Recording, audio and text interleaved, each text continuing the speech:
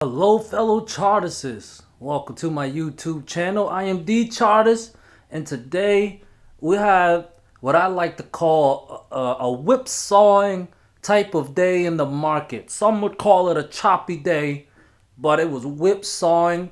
And what I mean when I say whipsawing, like a seesaw up and down with our emotions. And they use these market makers. They use the price to whipsaw our emotions on purpose, guys. That's why so many of us retail traders we like to argue with each other, okay? And then we fighting amongst ourselves and all that happy stuff. While these market makers, they come together, they move like a pack of wolves, and they are taking advantage of us being separated. I don't know if it's ever possible for us retail traders to work together as a team. It's not like we're under the same building or trading at Wall Street together or anything, right? But yeah, a very whipsawing type of day, okay? Now, I'm gonna get into the technical analysis, but before I do, if you guys like my technical analysis on YouTube, I think you guys would love my Discord, okay? So, I have intraday updates where I share my analysis throughout the day, intraday. We had a short zone for SPY 465.5 to 467.5. Sometimes I give a zone because when the market is this volatile, I got to give us a zone. It's hard to give us an actual number. Okay, and what was the high of SPY today? 465.74. It got to our zone. It rejected right from this blue equilibrium line. Okay, so that's a bearish price action. All right, keep in mind it opened at 463 and it rolled all the way up there, okay? And then it got all the way down to 460.25, okay? We had a second buy zone. First buy zone was a no-go. You got to respect your stop loss. I spoke about that yesterday. We had a second buy zone, 459 to 460.5. I give the stop loss, stuff like that. Also, I did some trading with Microsoft today, and of course NVDA. I made the call out yesterday from the break of this wedge right here, and then we had a price target down to 270. It didn't quite hit 270. It came $1.50 short of it, but I still took profit. I don't know if anyone else took the trade. We also traded Microsoft. If 333 fails to hold, my next downside target was 323, a $10 move. It got as low around 323.5, so that was really good. We made some good profits on some puts today. Yeah, so overall, pretty profitable day. My Discord members mentioned that they made some profit. Very happy to hear. Even more happy to hear when they make profit over mine, because I don't really care anymore. I mean, I do, don't get me wrong. I got bills to pay and children to take care of, but it's always great when I hear my Discord members make some money. So, if you like my analysis on YouTube, you will love my analysis on the Discord, okay? Anyways, that's not what you guys came here for. Let's get into this, okay? So as you can see with my move, I know there's a lot of lines. This yellow line is a 20-day moving average right there, okay? So pretty much SPY is trading below the 5-day moving average, this red one, and the 20-day moving average, okay? It's stuck between the 20 and the 13 right now, okay? Bear is bearish right now. It's looking bearish. And as I said earlier, it broke down from this blue, it gapped down actually from this blue equilibrium line. I say it's an equilibrium line because it has served as both a support and a resistance level all the way since May. Okay, guys? And yeah, I told you guys I'd be a little more bearish if we break below that line. All right. So yesterday's scenario, I mentioned that will we get a bounce from there and head back up, or will we break that and get a rejection and possibly head down lower? I'll make that one red. So obviously, this scenario is out of the question. Okay? It came down, it tested it, it got rejected, and it went a little lower. Okay? I was hoping we can close above 463.5. I updated my Discord members about it, about some levels, but that's for my Discord members. So sorry, guys. All that y'all need to know right now is that the price action for SPY right now is matching up with this scenario where we come down, we retesting and getting a strong rejection there, which we did, to let us know, hey, this breakdown from this equilibrium line right here, it's not a false breakdown. Right now, it's looking like it's confirmed. So this is the first scenario that I'm looking for. So now I'm expecting us to head a little lower down tomorrow, possibly down to 458. And if 458 does not hold, I think I don't think 458. I think we'll head down lower, down to 443 to fill some gaps. Okay? So the chart is bearish right now. Now what would make me bullish again? Of course, if we get the recapture, which brings me to my bullish scenario. So that was my bearish scenario. You know me. I like to cover both scenarios, the bearish scenario and the bullish scenario. So the bullish scenario would be this. Get this break down, but we recapture. Remember, I talk about recaptures a lot. All right. So a recapture of this blue equilibrium line, maybe a test of it as support to let us know, hey, this recapture is not a false one, and we'll head up higher. Okay. I like to use the daily chart, but remember, when you use a daily chart, it'll take days to play out. You guys can use a smaller time frame. It'll be a lot quicker. All right. You can use the 1 hour, the 5 minute, whatever you choose to do. I don't like to go lower than a 30-minute, but you can do what works for you. No one has to copy the charters unless you want to. Okay, but remember, what works for me might not work for you. Okay, so these are the two scenarios that I'll be looking for the SPY. For this red one, for us continue to stay below the blue equilibrium line, then we should break this support line right here at this orange one that started from the low of October, touched there, failed here, recaptured there, touched there. All right, looks like we had a false breakdown right here. Okay, as you can see. All right, took out the stop losses if there were any. All right, but don't mean they're gonna have to push it back up. Doesn't mean that they can push it right back down, because I was hoping a 463.5 a close at that or above it, and it'll put, it'll look better for 466.5, which is my price target, if we recapture this blue line. But a few cents lower, I don't know if that makes much of a difference, but of course we'll see how the price action plays out tomorrow. Okay, so right now I'm favoring the bearish scenario, but keep in mind, for the bullish scenario, we recapture this line, and you want to enter around when it gets a test. All right, because right now this blue line is a resistant. But as soon as that blue line get treated as a support, that's when you want to enter, guys. All right, I hope you guys understood that. If you don't understand, comment down below. But it's pretty straightforward, okay? So hopefully you guys understood that. And then we can bet to the upside. You see I got this megaphone pattern, okay? So if we recapture, what's that, about 466.5 around there. If we get back above 466.5, it'll put the higher levels in play back to 470, 472, possibly up to 480. Okay, but if we fail the recapture and we get a strong rejection from there like we did today, I think we will head down lower. My next price target would be down here around 458, but I think that we will get lower than that. Okay, because keep in mind, I like to use Elliott wave as well. Let me move all this stuff, these drawings. Okay, let's move over to our Elliott wave theory, right? So I'm thinking wave 1, 2, this could be 3, 4, 5.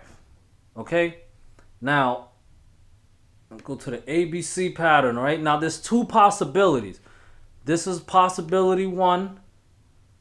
This would be A, this would be B. Now, if we're going to go into a C wave, that means it's going to be lower than the previous low. The previous low was around 449 to 450. So if this is a C wave, it should go lower than 449 to 450, which makes me favor 443 or possibly this gap filled down here at 436. Okay? Now, that's one possibility. A second possibility is that we already actually had the ABC pattern. sorry about that, screwed up. The possibility that we already had the ABC pattern. This was A, that's the relief rally, and this was C, which means it's possible that we could be starting another 5-wave move.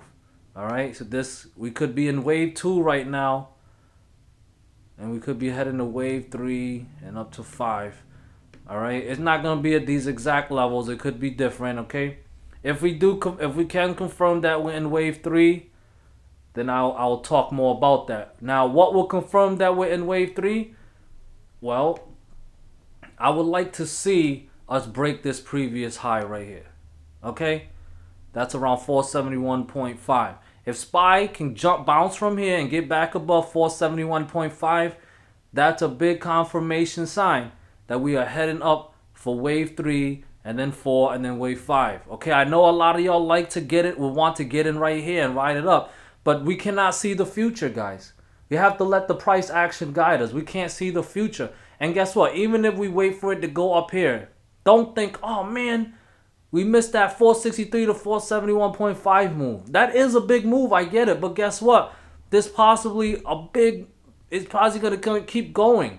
So you can make money on the way up as well. It don't have to be perfect. Because at this point right here, we don't know if this is the beginning of another C wave or if this is the beginning of wave 3, okay? Because we have no way of telling right now. Okay, but right now, the price action is just simply looking bearish right now. Okay? I'm just reporting the price action, guys. Don't shoot me. Anyways, let's look at the VIX. I'm seeing a bear flag right now. All right? If you take a look at a smaller time frame, you can see it a little better. Okay? It's possibly this is a bear flag.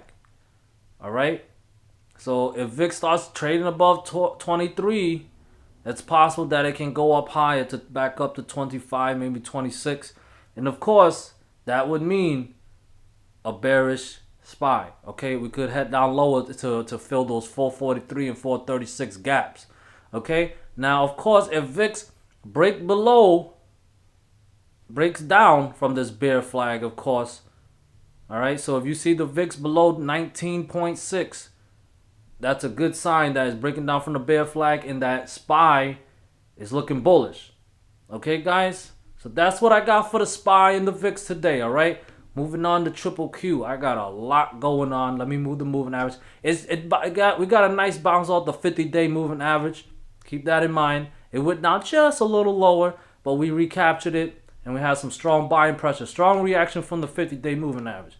Keep that in mind, guys. All right, we got some Fibonacci. Got a nice rejection from the Fibonacci level, okay? I'm going to move that as well. All right. So, as you can see, we broke down from this red rising trend line that's been used also as an equilibrium since July. Okay? Got a touch there. Failure. Failed bounce. Failed, went right down. Recaptured here. False breakdown, recapture. I love these false breakdown and recapture ones. That's one of my favorite trade setups. Anyways, so we lost this green one, of course. All right. I will be more bullish if we can reclaim that. That's around 391. So QQQ above 391, we can possibly back test this white rising trend line. Because you know, anytime we break down from a trend line, we like to see a back test to confirm that it's not a false breakout or false breakdown. Okay. This white rising trend line from the low of October. Touch there, touch there, touch there, touch there, okay? All right? So I like to see a back test. Doesn't mean we'll have to, but we will see, okay? I will be more bullish to the upside if we reclaim this green one and then back test this, which could be around 398.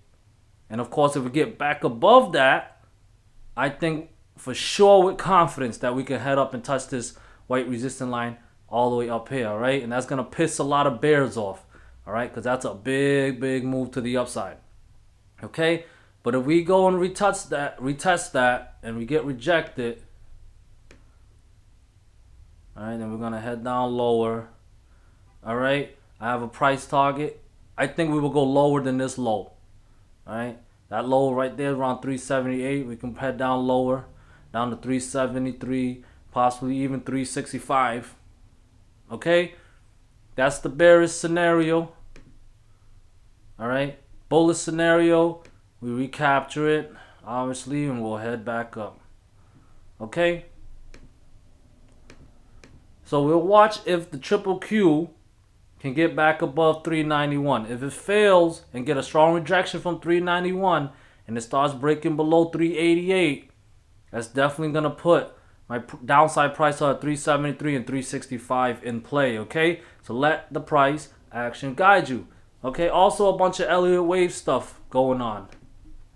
Alright, very similar to the SPY. Okay, we gotta watch. This is wave 1, 2, 3, 4, 5. Okay, so now, as you can see, there's an ABC right there. Alright, A, B, C. Alright, so is this possibly a wave 1? Like the SPY, and this was just wave 2, and about to get ready for 3, 4, and 5, blah blah blah. Okay, now like the SPY, I think I said that a lot, sorry. I want to see this high right here get broken. That's around 401. 401 has been serving as a strong resistance for the triple Q literally since the beginning of November. Okay, we had a false breakout here, but whatever. 401 has been pretty tough to break. Okay. So if triple Q breaks above 401, that's a big chance that we are in wave 3, and that's going to be a big move to the upside. Okay, you can make a lot of money off of that. However, if we do not get that break above 401, it's possible. It is possible that this was actually just like this. All right? So we want to keep in mind the bullish scenario and the bearish scenario. Let the price action guide us. All right. So that's what I got for triple Q. Moving on to the Dow Jones. Look like Dow Jones. We got a strong injection from the 5-day moving average. Very bearish price action. Not only that, we got the breakout here. A nice retest. And it kept going up. Right here, it closed just below. That's the beginning of the false breakout, and today it confirmed the false breakout. All right. Now, is the market maker just screwing with us and messing with our feelings, giving us whip saws and stuff like that? Possibly. All right. Either way, because it closed below this purple trend line, and not to mention it's below this red equilibrium level right here, this line, the Dow Jones looking bearish, guys. Okay. So because of that, my next price target is at 353 and then possibly 348 around there, okay? So I'm bearish on it. For me to be bullish again, we would need to get back above 357.5, all right? Above 357.5, we'll obviously put 360 in play, 363, 365, and then, of course, all the way up here at 370. I would love for 370 to happen. But also, I would love for 347 to happen, because either way, we could make money. Both are nice, juicy moves. All right, guys? So let the price action guide you, as I always tell you. Okay? If you need me to say that again, I'm not. Just rewatch that part again. Okay, guys? Because my throat's getting dry. Anyways, IWM. IWM, so sad. Bearish. Okay, it's only sad if you bias to the bull side and you refuse to be adaptable and flexible. But if you're like me and you're adaptable and flexible, it was not a sad day for you for the IWM. It was an awesome day. Okay, awesome day, because like I said yesterday, all right, when I talked about the bearish scenario, because it closed below the support, all right, I want to see a rejection from there, which we did get, and it's gonna go lower. All right, now I think it's going to go lower than 213, 212.99. We'll say 213, okay? All right, that was the previous low right here. I think we're going to go lower and head down to 208 next. All right, because the reason I say that is because it's possible. You know how we get 5 waves up to the downside? I think we can get 5 waves up to the down. We have 5 waves up to the upside. We can get 5 waves to the downside as well. Holy moly, I am messing up today. All right, so obviously if this was the 5th wave to the downside, it's going to give us a new low. And then maybe we'll get a possible bounce. All right, so watch the levels carefully, okay? We want to see it break 212.8. If it does, we'll get down to 208. If it doesn't break 212.8 and test it, that's a potential double bottom. Okay, and double bottoms are pretty bullish. Okay, we can get a W pattern. Well, you know them W patterns. Anyways, and if it does turn out to be a W pattern, whoa, bears, you are in trouble. But if it does break this previous low of 212.8, then bulls, you guys been in trouble and you're gonna see more trouble. To the downside at 208 is my next support level, okay? And of course, so that's what I'm looking for, a potential double bottom. Also, if we can actually recapture this level right here, 216.4. For a successful recapture on the daily chart, it will have to actually close above 216.4. If it just get a little bit above it and sell off, that's not a recapture, guys. Okay? If you're going to use the daily chart to trade, you got to have patience. You got to have patience. It's just what it is. All right? Patience is a virtue. Anyways, so before I talk about Bitcoin, that's the last thing I'm gonna cover. I just want to give you guys a little bit of advice, so that you guys can be profitable traders. You gotta look at each individual trades that you do. You gotta look at the success or failure of it. And I'm not talking about profits or loss. Okay, because most retail traders, they think they had a good trade when it's profitable, and they think they had a bad trade when they lost money. That's not true. Okay, you check if it's a good or bad trade or not, depending on if you followed your rules. Okay, remember, guys, you can't be right 100% of the time. Nobody can. Losing is part of the game. That's why I always talk about the importance of cutting your loss and managing risk. Okay. Losing is part of your game, but don't let breaking your trading strategy be part of your game. Okay, guys? Short and simple. That's the only tip advice I got for you. Moving on to Bitcoin. Bitcoin. Bitcoin. Still looking bearish. Not much to report here. We have reached officially the 200-day moving average. As you can see, we reach it. That's that purple line. That's the 200-day. This is the 50-day moving average, all the way up there.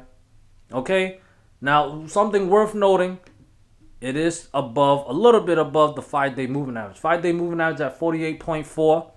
Right now is at 48.5. Keep in mind, we still have 2 hours and 21 minutes left for Bitcoin.